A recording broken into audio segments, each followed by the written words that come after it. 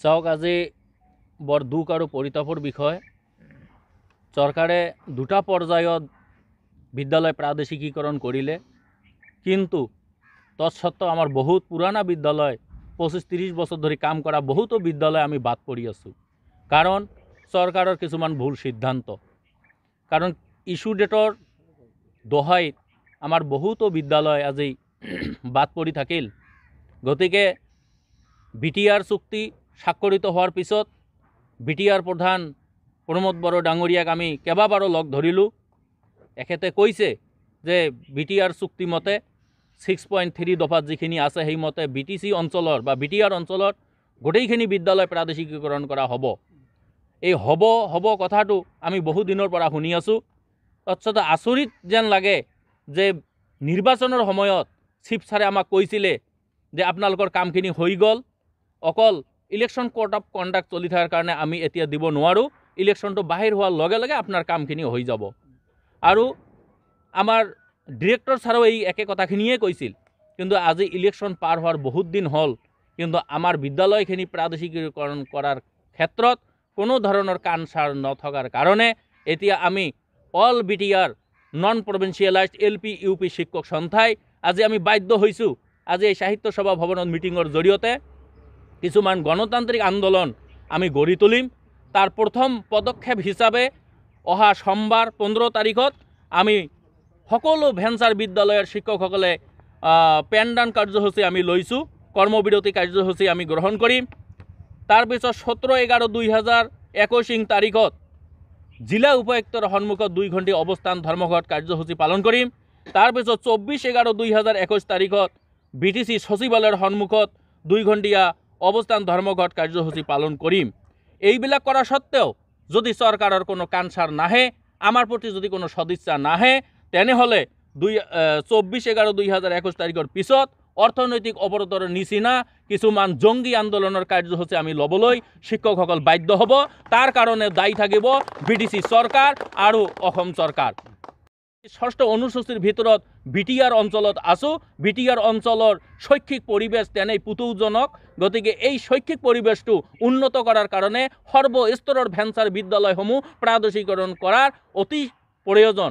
আৰু আমি যিহেতু ভুক্তভোগী হৈ আছোঁ, গতিকে আমি এতিয়াও আপোনালোকৰ জৰিয়তে BTR চৰকাৰক আমি অনুৰোধ জনাইছোঁ যে অতি শীঘ্ৰে আমাৰ কামখিনি কৰি দিয়ক, নহ'লে ইয়াৰ পৰিপ্ৰেক্ষিতত হ'ব লগা যিকোনো ধৰণৰ পৰিস্থিতিৰ কাৰণে BTR চৰকাৰ দায়ী হ'ব বুলি আজি সকীয়াই দিছোঁ। ধন্যবাদ।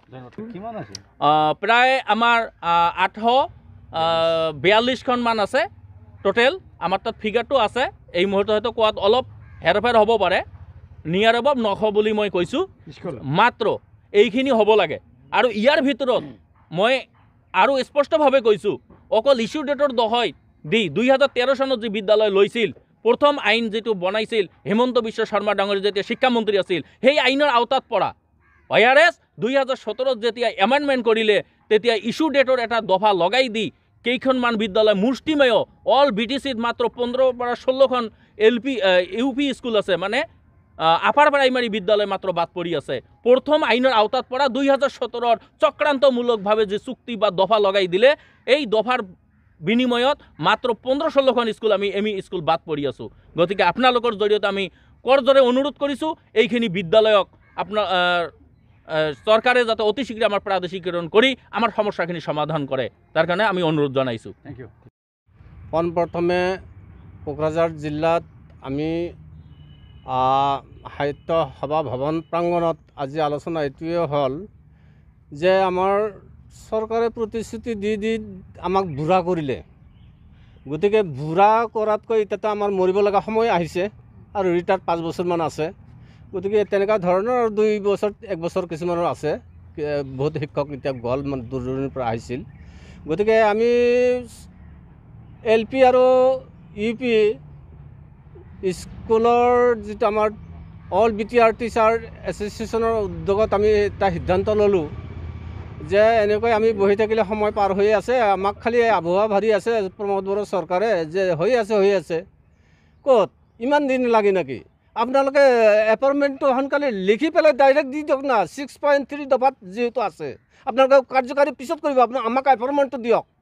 আমাক চাকৰি আমাক পইচা দিয়ক অলপমান জীয়াই থকাৰ কাৰণে, কাৰণ আমি এতিয়া ভোকত মৰি আছোঁ। অলৰেডি আমাৰ কোকৰাঝাৰ জিলাত এই 2 মাহ আগতে এজন শিক্ষক ঢুকাল, আৰু লগতে আমাৰ চিৰাং জিলাতো 2জন মানে শিক্ষক মানে ঢুকাইছে, আৰু এনেকৈ মানে কিছুমান শিক্ষক ঢুকাইছে, তেওঁলোকৰ তিৰিবিলাকে মানে কাম কৰি আছে 6জন কোকৰাঝাৰ জিলাত, তেওঁলোকে একোৱেই পোৱা নাই, লাঞ্ছিত বঞ্চিত অৱহেলিত কৰি আছে চৰকাৰে। গতিকে বাৰে বাৰে আমি মানে আমাক প্ৰতাৰণা কৰি দি আছে। গতিকে আমি এই অচিৰে এই আমাৰ তাৰিখটো দিয়া আছে, অহা 15 তাৰিখত আমি পেন ডাউন কাৰ্যসূচী লৈছোঁ।